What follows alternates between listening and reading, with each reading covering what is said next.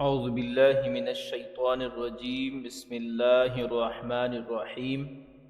معزز و محتشم سامعین و ناظرین، آج کی نشست میں ہم پچھلے سبق کے تعلق باللہ والے مضمون کو کنٹینیو کریں گے اور اس کا جو دوسرا حصہ ہے اس کے اوپر آج ہم روشنی ڈالیں گے اور اس کا جائزہ لیں گے۔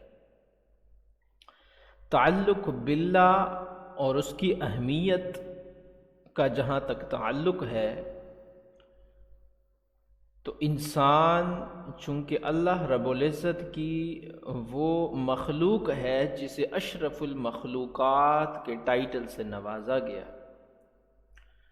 اب اگر انسان اور اللہ کے درمیان جو تعلق ہے وہ کمزور پڑے گا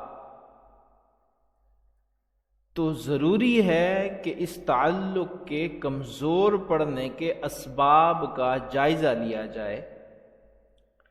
یوں تو بہت سے اسباب ہیں جو بندے اور اس کے خالق کے تعلق کو کمزور کرنے کا باعث بنتے ہیں، مگر اگر ذرا گہرائی میں جا کر دیکھیں تو دو اسباب ایسے نظر آتے ہیں جو اس ضمن میں مرکزی حیثیت رکھتے ہیں، جبکہ اس کے مقابلے میں باقی اسباب ثانوی اہمیت رکھتے ہیں۔ یہ دو اسباب پہلے نمبر پہ تقوی کی کمی اور دوسرے نمبر پہ حرص و ہوس کی حکمرانی، یہ دو اسباب ایسے ہیں جو انسان کے اپنے خالق کے حقیقی کے ساتھ تعلق کو کمزور کر دیتے ہیں۔ تقوی اللہ تعالیٰ کے خوف اور ہر قدم پر اس سے ڈرنے کا نام ہے۔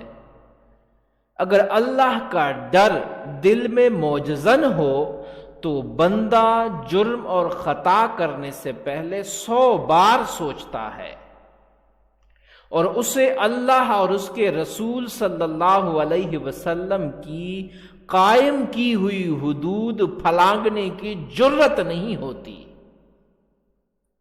محاسبے کا خوف اسے برائی سے روکے رکھتا ہے، لیکن افسوس آج ہم حالات کا جائزہ لیں تو واقعات کے پس منظر میں ایک ایسا معاشرہ دکھائی دیتا ہے جو تقوی کے نور سے محروم ہو گیا ہے۔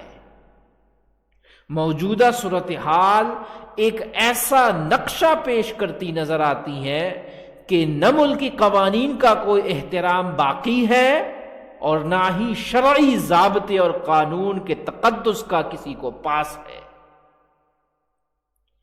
موجودہ مادیت زدہ ماحول میں انسان کا ضمیر سسک سسک کے مر رہا ہے۔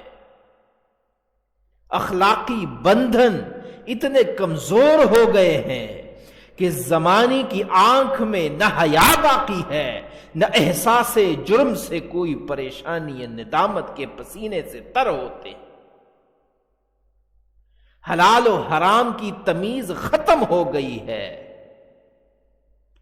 کاروان ملت کی بے بسی اور بے چارگی علامہ محمد اقبال کی اس شعر کی یاد دلاتی ہے، وائے ناکامی متائے کارواں جاتا رہا، کارواں کے دل سے احساس زیاں جاتا رہا۔ سامعین ذی قدر، تمدن اور ثقافت کی آزادی کا نتیجہ یہ نکلا ہے کہ ادب، تہذیب اور کلچر کے نام پر فحاشی، عریانی اور بے راہ روی کو فروغ دیا جا رہا ہے۔ بے حیائی اور بے حمیتی کے جن نے بوتل سے نکل کر وہ تباہی مچا دی ہے کہ ہر طرف دہشت گردی، قتل و غارت گری، اغوا، دھونس، دھاندلی، غبن، خیانت، نفرت و عداوت کا بازار گرم نظر آتا ہے۔ کرپشن اور بدعنوانی کے کیسز نے ہر ادارے کو مفلوج اور نیم جان کر دیا ہے۔ خودکشی اور خود سوزی تک کی وارداتیں آئے دن اخبارات کی زینت بنتی نظر آتی۔ لوگوں کی ایک کثیر تعداد خط غربت سے نیچے زندگی بسر کر رہی ہے۔ تقوی کے نہ ہونے سے انسان نے خون پینے والے بھیڑیے کا روپ دھار لیا ہے، اور ہمارا معاشرہ اسفل السافلین کی صورت میں وہ بدترین جانور بن گیا ہے جسے خلاف انسانیت ذلیل ترین حرکت کرتے ہوئے بھی کوئی شرم اور عار محسوس نہیں ہوتی۔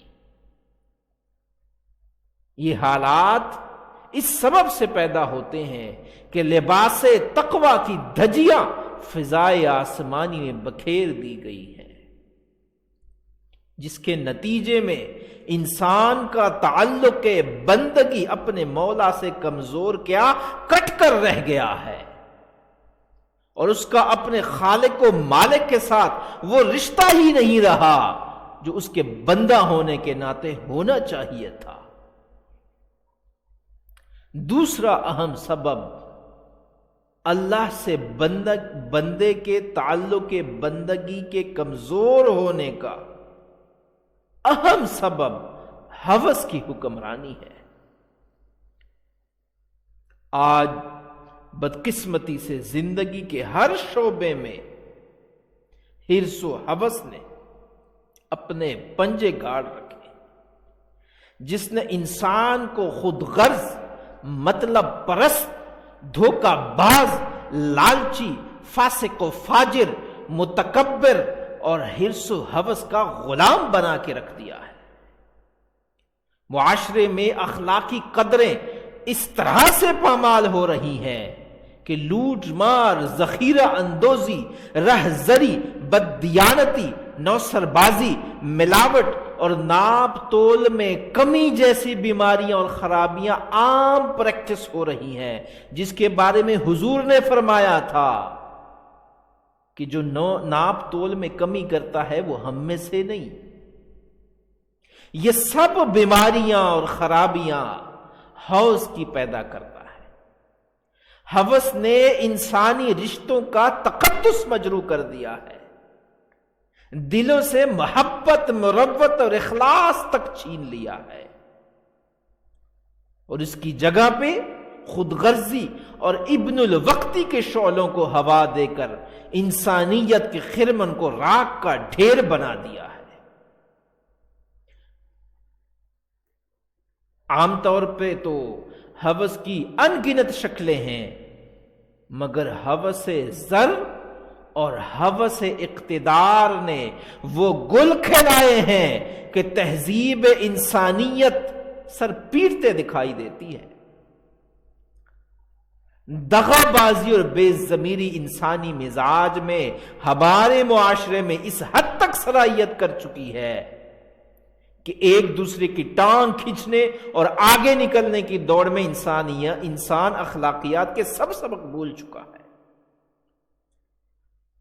دور حاضر کا بڑا المیہ یہ ہے کہ اپنے مد مقابل کو نیچا دکھانے کے لیے غیر انسانی حربہ اختیار کیا جاتا ہے، بلکہ پوری کوشش کی جاتی ہے کہ حقدار کو اس کا حق نہ ملنے پائے، چاہے وہ کتنا ہی باصلاحیت اور قابلیت سے مالا مال کیوں نہ ہو۔ یہ بات اب پوری دنیا کو معلوم ہے کہ ہمارے حکمران نام نہاد جمہوریت کی آڑ میں زیادہ سے زیادہ آمرانہ اختیارات اپنی ذات میں جمع کرنے میں دلچسپی رکھتے ہیں، اور اپنی اقتدار کی کرسی کو مضبوط کرنے کے لیے ہر ادارے کو تباہ کرنے سے ذرا بھر بھی نہیں ہچکچاتے۔ پاکستان کی مملکت خداداد گزشتہ 50 سالوں سے مارشل لاؤں اور نیم جمہوری حکومتوں سے عبارت رہی ہے۔ جو بھی تخت اقتدار پہ بیٹھا ہے اسے فوج ہی اقتدار اور اختیار کی مسند سے ہٹا دیتی ہے۔ اس کا سبب وہی ہے جس کی نشاندہی اقبال نے کی تھی، ہوئی دین و ملت سے جس دم جدائی، ہوس کی امیری ہوس کی وزیری۔ ماضی و حال کے ہر حکمران طبقے کے عمراء اور وزراء، خواہ اس کا تعلق جمہوری، نیم جمہوری یا پھر فوجی حکومتوں میں سے کسی سے بھی ہے، حرص و ہوس کے غلام تھے۔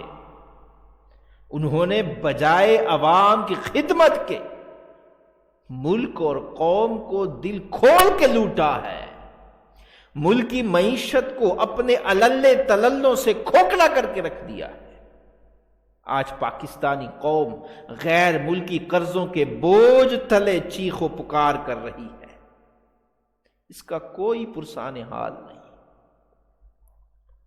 ہر پیدا ہونے والا بچہ مقروض ہے، قرضے کی زنجیروں میں جکڑا ہوا ہے۔ یہ برے دن ہمیں اس ملک گیر ہوس نے دکھائے ہیں، جس نے ہماری قومی عزت و آبرو کو غیروں کے ہاتھیں گروی رکھا ہوا ہے، اور ہمارے لیے عزت اور غیرت سے زندہ رہنے کے تمام دروازے بند کر دیے گئے ہیں۔ سامعین ذی قدر، آج بھی اس چیز کی اہم ضرورت ہے کہ واپس گنبد خضراء کے ذریعے اس تعلق اور اللہ تعالی کے ساتھ اس وعدے کی طرف آئیں جو عالم اور ارواح میں ہر انسان کر کے آیا ہے، وَمَا عَلَيْنَا إِلَّا الْبَلَاغُ۔